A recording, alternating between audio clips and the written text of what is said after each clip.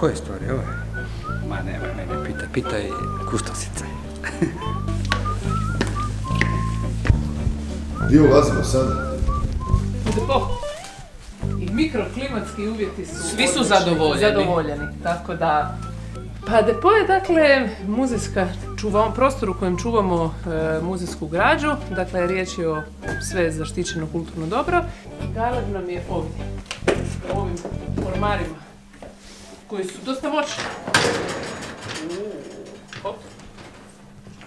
Evo ovdje imamo kompase, isto iz ostavštine Miodraga Šepića i šestare koje je koristio, koji su se koristili odijela, odnosno dijelove uniforme. Ovo tu su slike koje smo našli na brodu. Galeb nacrti. Check it out. Galeb nacrti. Evo, ovo tu je dakle paluba čamaca, ovo tu su prostorije od zapovjednika broda. Ovo je njegov apartman, dakle tu su tipa Šepić i Kljajić bili i imao je salon, ovdje je salon bio. I svaki komad namještaja je ucrtan, ima svoju šifru i to nam je super jer onda znamo gdje je što stajalo i gdje je što trebamo vratiti natrag na mjesto. Čekaj, zavrtilo mi se. Možda se sruši. Evo ga, odijelo. Evo ga. Ovdje ti piše Jedinstvo Beograd, Vuna 85, dakle fancy mora se priznati, sintetika 15%. Juzo. Strogo šifrirano. Top secret. Ja sam se rodio sjedi i odmah sam rekao mami ja ću biti vatrogasac kad sam bio beba. To je bilo već preodređeno, ne?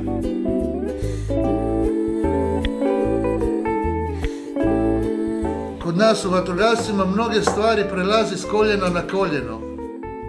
I onda kada bi mi navečer sjedili na klupe, onda su nam je tu Fiumani ili ovi opatici pričali te svoje događaja, dogodovštine. Pa moja pozveznica s Galebom je pogibio ta dva vatrogasca i ta teška intervencija. To je ta poveznica, ne?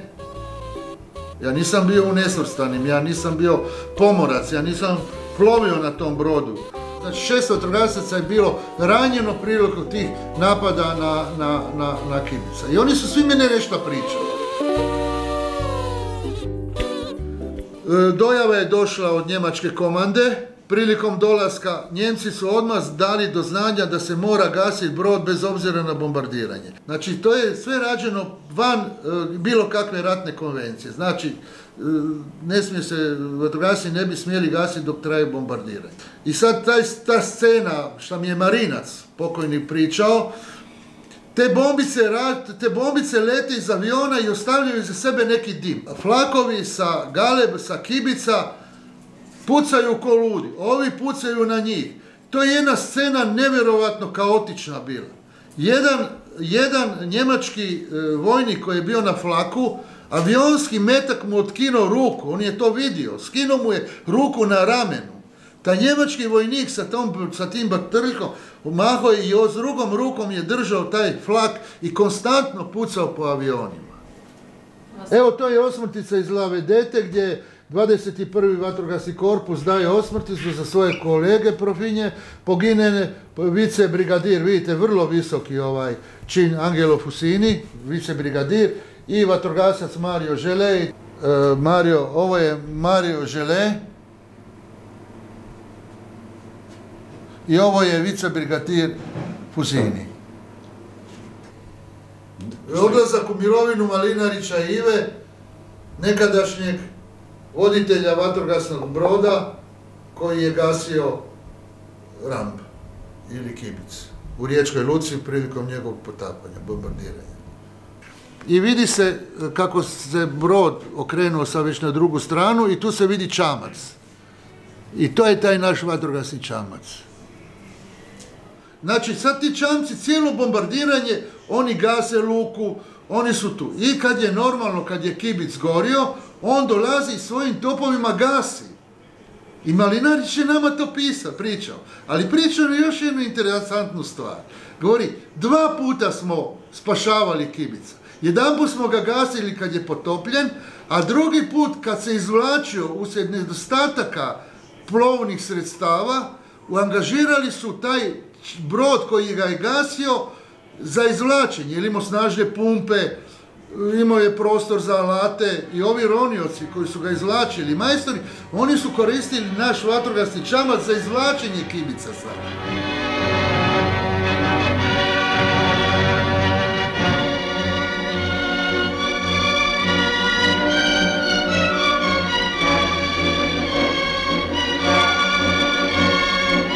Prvi koji je zaronio u procjeni cijele luke bio je Bauman. To je otac od Dijane Glavočić.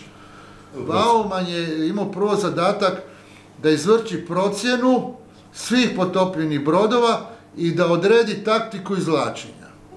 Kad je sad trebalo u Riječkoj luci locirati te brodove i predložiti kako ih izvoditi, to ne može bilo ko. Onda je on tu našao svoje polje interesa, odmah se prijavio Jaču i onda je on išao i obišao sve te brodove i predložio šta, kako i gdje vaditi.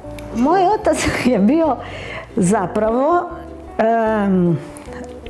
u svoje doba, a to znači u prvoj polovici 20. stoljeća, tako prema sredine 20. stoljeća, poznati u prvom redu jedriličar, a onda i teški, a i laki ronilac. U to vrijeme za njega je Pirelli napravio tanko gumeno ronilačko odijelo za lako ronjenje, za laganog ronioca i bio je prvi čovjek žaba de facto u tadašnjoj Jugoslaviji i onda su se ljudi čudili šta ovaj radi u tom čudnom odijelu, pa uđe pa izađe.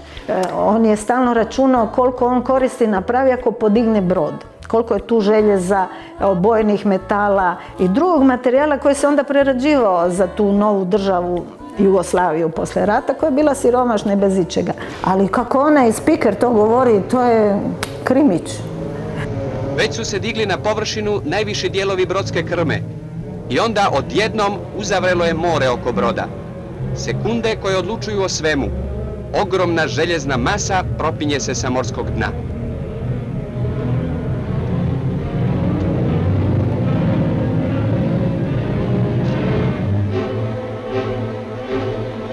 Šesnaestog ožujka Ramb kreće na prvu plovidbu u brodogradilište gdje će biti očišćen i popravljen.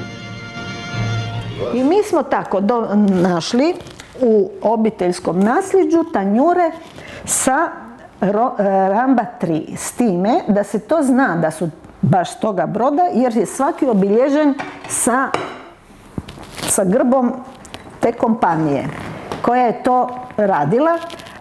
I lijepo piše Rambi, taj orao i sa krunom, znači kraljevski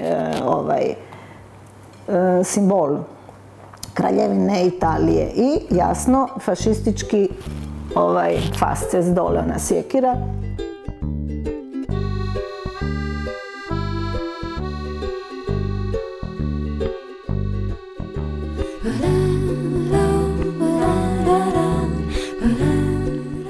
Pozivam sve građane Rijeke, Hrvatske, cijeloga svijeta, tko ima nešto zanimljivo u vezi sa Galebom, priču, dokument, fotografiju, predmet, čak i predmet običan, mornarski, dakle sve što je vezano uz život toga vremena na Galebu, neka dođe, bit ćemo mu zahvalni, upisat ćemo njegovo ime na impresumu stalnog postava Galeba. Dakle, sve što iz cjelokupne povijesti broda, i kad je bio Ramb, i kad je bio Kibic, i kad je bio Galeb, nas također zanima. Ako je maznuo, to je plemenito djelo, jer će time sada moći se iskupiti. I moći će, dakle, čak će biti upisan kao dobrotvor. I imat će svoje mjesto, njegovo ime na brodu. Trajno i vječno.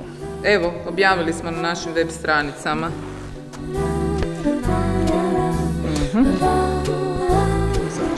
Idemo u skladište vidjeti namještaj s broda Galeb. Restaurirani namještaj. Restaurirani namještaj koji već više godina restauriran. Tu restauraciju vodi restauratorica Svjetlana Kris Dokić ovdje iz Rijeke i njezine cure i one nam obavljaju taj posao. Ja moram priznati da su one puno namještaja, baš one fizički nosili. Fizički su Cure su nosile, užasno, osim što su vrhunske restauratorice, su fizički jako jake i full su sudjelovale i ovom prvom dijelu, fizičkom dijelu posla.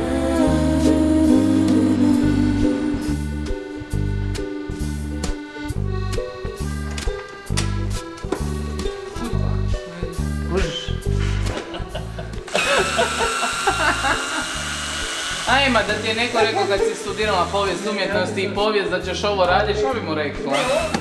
Čekaj.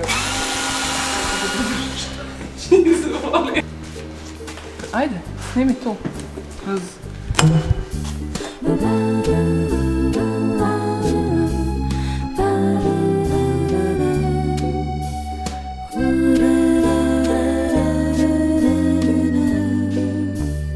Uglavnom, ono što je zanimljivo, Zorko Lah je, mislim da je rodom iz Gabovice, negdje kod Trsta.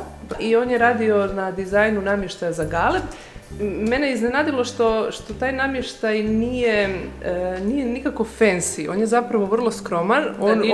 Nije senzacionalan. On nije senzacionalan. On je zapravo vrlo jednostavan, ali izrazito dobar, elegantnih linija namještaj 60-ih godina i nikako zapravo na Titovoj jahti se očekivalo naći neke vrhunske komade. To su vrhunski komadi, ali definitivno prilagođene funkcionalnosti broda, dakle oni su svi bili fiksirani i tako prilagođeni mjestu na koje idu i između ostalog nisu bili ni malo pretenciozni.